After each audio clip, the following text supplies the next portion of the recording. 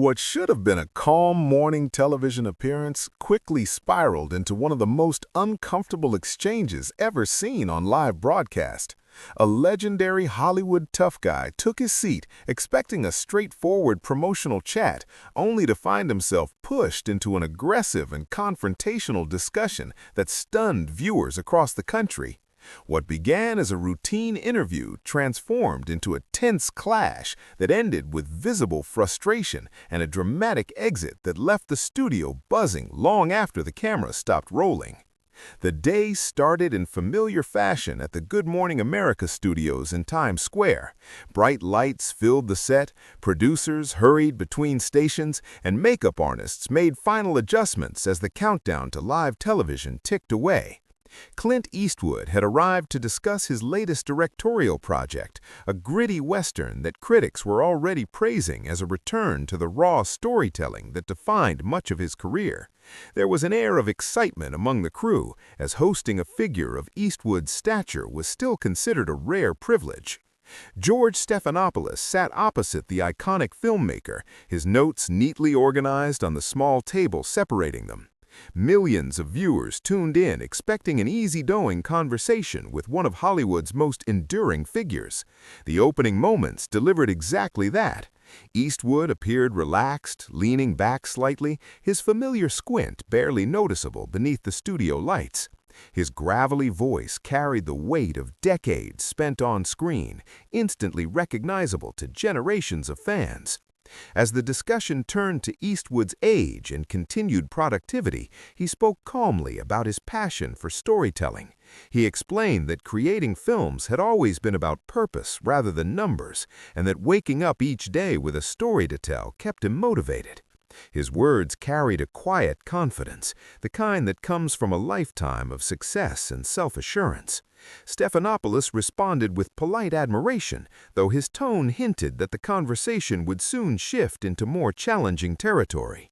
The focus moved toward the themes of Eastwood's new film, touching on justice, morality, and personal responsibility.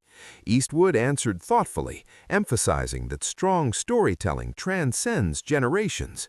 According to him, the core ideas of right and wrong had not changed over time, and audiences continued to connect with characters who were willing to stand by their principles. His delivery was measured and reflective, reinforcing the image of a seasoned storyteller who trusted his instincts.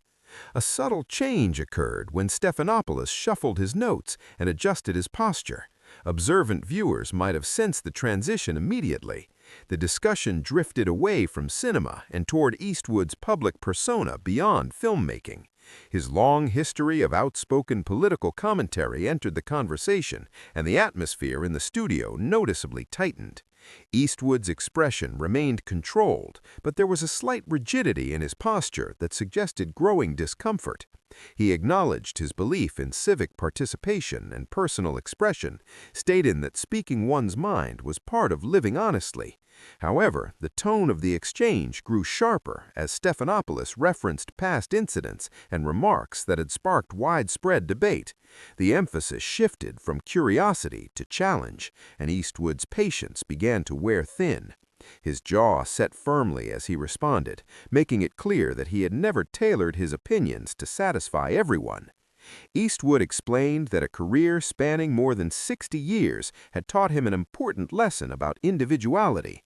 He spoke about the impossibility of pleasing every audience and the danger of allowing consensus to dictate creativity or personal belief.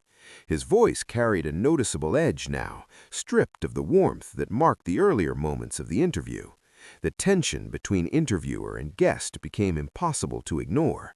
Rather than easing off, Stephanopoulos pressed further, stressing the influence Eastwood held as a public figure. The suggestion that such influence demanded greater restraint only deepened the divide. Eastwood leaned forward slightly, locking his gaze onto the host with an intensity familiar to anyone who had watched his classic films. He insisted that careful consideration did not equate to silence, and conviction did not require apology. Behind the scenes, the unease spread quickly. Camera operators exchanged glances, and producers watched intently from the control room as the conversation drifted further from its original purpose. The friendly promotional tone had vanished, replaced by something far more combative. The studio felt heavy, as though everyone present sensed they were witnessing a moment that would not be easily forgotten.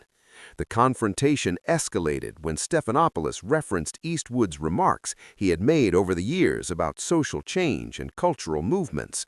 The framing was accusatory, drawing direct contrasts between Eastwood's off-screen statements and the heroic figures he had portrayed on screen. At that point, Eastwood's demeanor fully transformed. The relaxed guest was gone, replaced by the steely figure that had once dominated westerns and crime dramas alike. His face hardened, and the silence that followed felt deliberate and powerful. What had started as a simple morning appearance had unraveled into a clash of values, perspectives, and authority.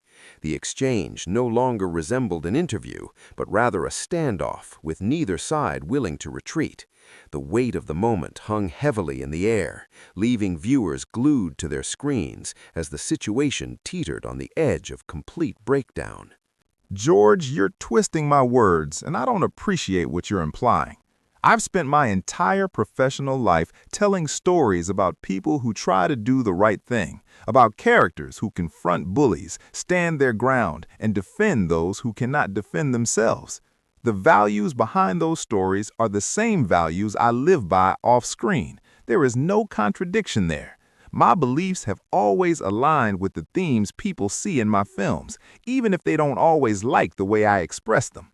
Stephanopoulos pushed back immediately, arguing that dismissing concerns about inequality as political fashion sends a message that certain experiences are unimportant.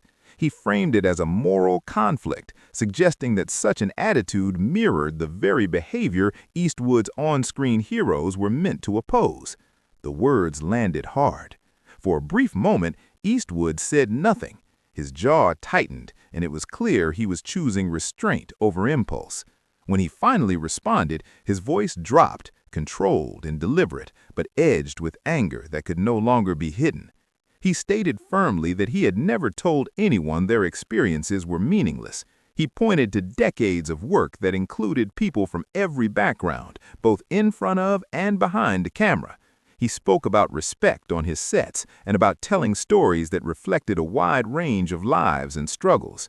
What he refused to do, however, was apologize for believing that the climate had shifted to a place where people felt afraid to speak honestly, afraid to engage in difficult conversations without being labeled or attacked. Stephanopoulos leaned forward, pressing the point that speaking freely often resulted in minimizing the pain of others. He accused Eastwood of downplaying movements centered on accountability and justice, arguing that such dismissiveness reduced real suffering to inconveniences. He drew a sharp comparison between those attitudes and the villains Eastwood had portrayed confronting injustice only when it suited them. The implication was clear, and it cut deep. Eastwood's hands clenched around the arms of his chair, his knuckles whitening under the studio lights. The comparison crossed a line. He told Stephanopoulos to stop putting words in his mouth and twisting his past statements to fit a predetermined narrative. He insisted again that he had never mocked anyone's suffering, not once in his life. Still, the pressure did not ease. Stephanopoulos continued, citing remarks about safe spaces, trigger warnings, and political correctness as evidence of indifference toward trauma. That was the moment Eastwood's composure finally cracked. He said plainly that he believed people needed to be tougher. Life, he explained, had never been gentle or fair. Hardship was not a new invention. People faced adversity, learned to live with it, and moved forward. In his view, society had begun confusing resilience with cruelty and vulnerability with entitlement. He criticized what he saw as an obsession with victimhood and an expectation that the world must constantly adjust itself to individual sensitivities. Stephanopoulos seized on the statement instantly, reframing it as a dismissal of victims of violence, abuse, and discrimination. The tension in the studio spiked. Eastwood recognized the trap, but chose not to retreat. He clarified that acknowledging harm was not the same as turning every uncomfortable interaction into a crusade. He spoke about the difference between pursuing justice and silencing anyone who held a different opinion. To him, the danger lay in shutting down conversation rather than engaging with it openly. The argument escalated as Stephanopoulos pointed out the imbalance of power, suggesting that wealthy and influential figures were not the ones who should define where those boundaries existed. He highlighted the irony of Eastwood's career, built on characters who challenged dismissive authority, now appearing to echo the same attitudes those characters resisted. The studio fell completely silent, broken only by the faint hum of equipment and muted voices from the control room. The atmosphere of polite morning television had evaporated entirely. Eastwood locked his gaze on Stephanopoulos, his jaw clenched so tightly the muscles in his face stood out. The silence stretched on, heavy and deliberate, reminiscent of the tense pauses that preceded confrontations in his Western films. When he finally spoke, his voice was dangerously calm, the kind of quiet that carried far more weight than shouting. He said he had shown patience throughout the morning. He reminded Stephanopoulos that he had come to discuss a film he cared deeply about, to share his work with the audience. Instead, he accused the interview of becoming a political ambush, a deliberate attempt to tear down his character under the guise of responsible journalism. He admitted he was growing tired of the direction the conversation had taken. Stephanopoulos, sensing vulnerability, pushed harder, arguing that he was merely holding Eastwood accountable for his own words and actions. He suggested that discomfort with the questions revealed more about the answers than the inquiry. That was when Eastwood's voice rose for the first time, the familiar growl surfacing after decades of control. He rejected the idea that he was being forced into anything, his frustration finally spilling over as the confrontation reached its breaking point. Nobody tells me what to do, George. No one ever has, and no one ever will. What you're doing right now has nothing to do with journalism. This is an ambush. You've lifted comments I made years ago, stripped them of context, twisted my positions, and tried to turn me into something I'm not. You've decided who I am before I even opened my mouth today, and everything you've said since has been designed to support that image. Stephanopoulos shot back that nothing had been taken out of context, insisting he was simply repeating Eastwood's own words. He claimed the issue wasn't manipulation, but accountability, arguing that if those statements sounded harsh when repeated, the problem lay with the views themselves. Eastwood leaned forward, his familiar squint hardening into a glare that carried decades of authority. He said what he truly believed was that the entire exchange had been orchestrated from the start. In his mind, there had never been a genuine intention to discuss the film, the work, or the craft that had brought him there in the first place. He believed the invitation had been extended solely to humiliate him and tear down someone who dared to think differently. Stephanopoulos responded that this was a serious accusation, though his expression betrayed a flicker of uncertainty. Eastwood clarified that asking for explanations was not the issue.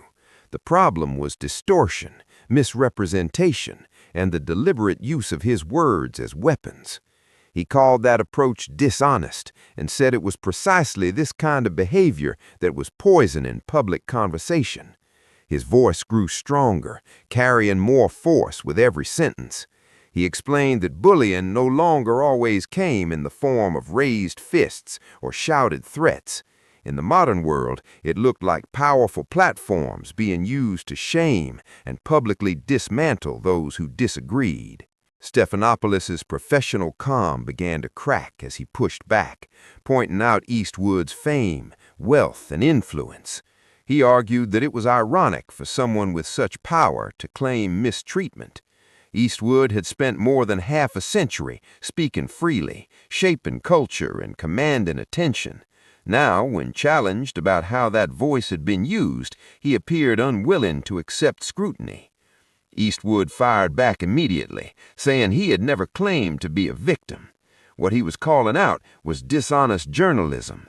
He said he recognized a setup when he encountered one, and this interview fit that description perfectly. The tension inside the studio became overwhelming. In the control room, producers debated whether to cut away, their voices overlapping in urgent whispers. Camera operators kept rolling, fully aware they were capturing a moment that would be replayed and dissected endlessly. The atmosphere felt suffocating, charged with hostility and disbelief. Stephanopoulos pressed on, his tone now openly confrontational, accusing Eastwood's attitudes and resistance to change of contributing to the very issues he claimed to care about. He suggested Eastwood's influence may have caused harm rather than progress. That was the breaking point. Eastwood rose from his chair without warning, the legs scraping violently across the studio floor. The sound sliced through the tension like a blade. He declared he was finished with what he called the spectacle. Stephanopoulos urged him to sit back down, reminding him that time remained in the segment. Eastwood responded with icy finality, saying there was nothing left to discuss. He explained that he had arrived in good faith, intending to talk about his work and share something meaningful with the audience. Instead, he had been met with hostility and games disguised as conversation. Stephanopoulos insisted that the goal had been accountability and honest discussion about the impact of Eastwood's words and actions. Eastwood began removing his microphone, his movements slow and deliberate, controlled despite the anger clearly burning beneath the surface. He said there had been nothing honest about the exchange from the very beginning. According to him, the agenda had been set long before he walked onto the set, and no answer he could have given would have changed the outcome. Stephanopoulos challenged his decision to leave, framing it as avoidance. Eastwood paused, one hand still on the microphone cable, and turned back. He fixed Stephanopoulos with a stare so intense it seemed to freeze the room. The look was unmistakable, the same unflinching gaze that had defined countless characters over the decades. He said calmly that he had faced difficult scrutiny his entire life, from critics, audiences, and history itself. Walking away from something dishonest, he implied, was not avoidance, but principle. I've dealt with tough moments, challenging personalities, and choices that carried real consequences, but I don't spend my time engaging with people who have no interest in a sincere exchange. I don't stay in situations where I'm invited under misleading circumstances, only to be torn down for the sake of spectacle. That isn't conversation, and it isn't respectful. When the foundation of an interaction is dishonest, there's nothing productive that can come from it. Stephanopoulos' voice rose sharply, his calm professionalism giving way to visible frustration. He argued that there was nothing misleading about the interview, insisting that Eastwood was a public figure who had made controversial remarks and that questioning him about those remarks was simply part of responsible reporting. From his perspective, this was not deception, but the very definition of journalism. Eastwood, now completely free of his microphone, stood at his full height, looking down at the seated host with unmistakable authority. He responded that real journalism involved fairness and a genuine willingness to hear the answers being given.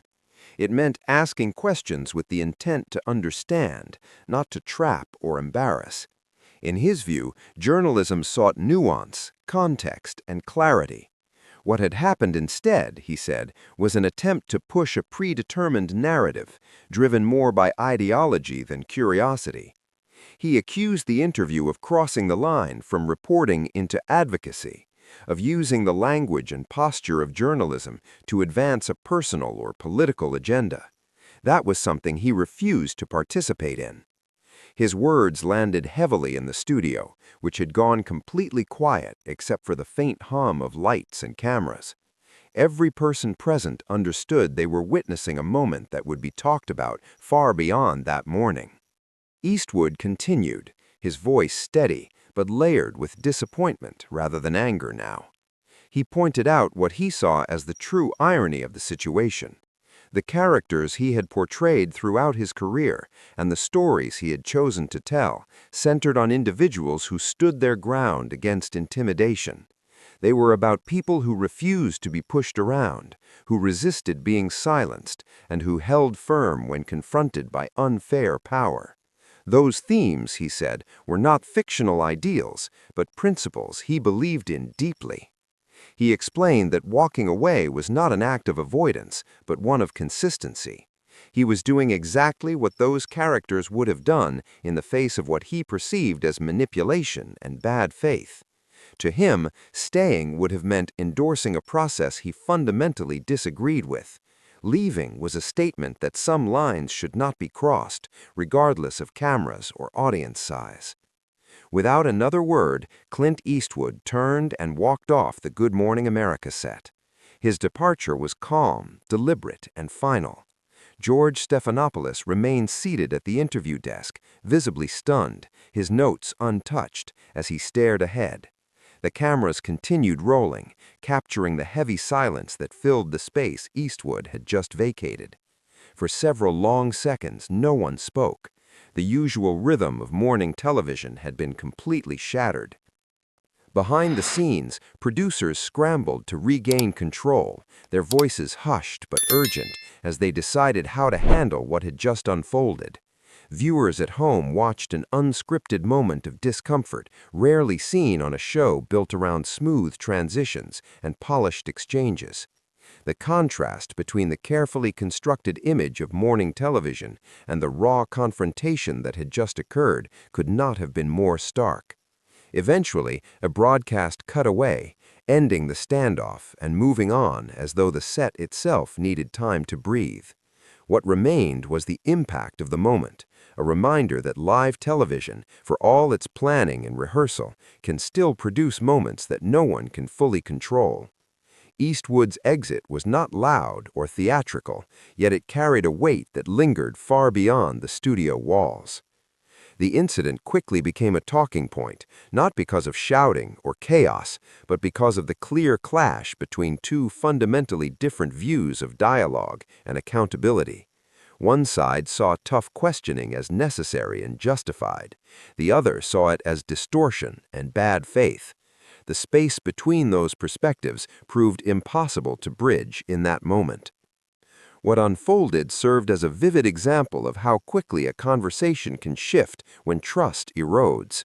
It showed how easily discussion turns into confrontation when participants believe the outcome has already been decided. And it demonstrated that even figures who have spent a lifetime in the public eye will draw a line when they feel that line has been crossed. Eastwood's walkout closed the exchange without resolution, leaving only the echo of what had been said and the image of an empty chair where a Hollywood legend had been sitting moments before.